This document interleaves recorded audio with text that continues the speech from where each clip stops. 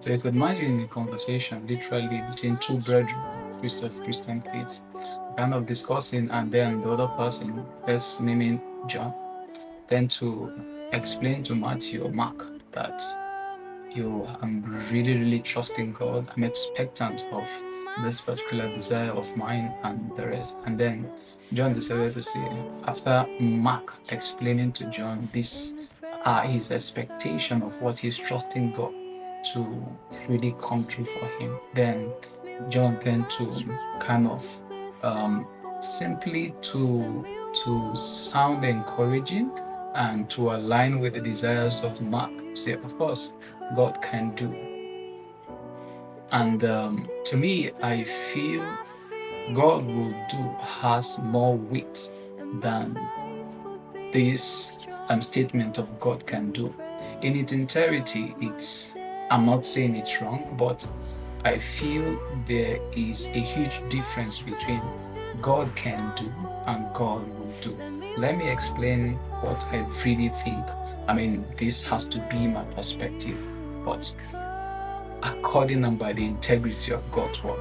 So when an individual literally says God can do, can is more like a state of probability, right? So this simply means that the capacity of this person really delivering or doing this is relative. It's so not absolute.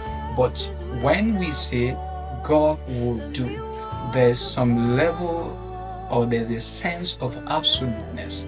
God will do. I believe saying God will do is pegged from the revelatory and light an individual has actually gotten from God's word, because you are so sure that God will do this according to his will. That assurance must actually respond to a few questions. For instance, why do you think God will do? So does it mean that, are you sure that God has done this before? If your answer is yes, then one has to be absolute in such statement that God will do.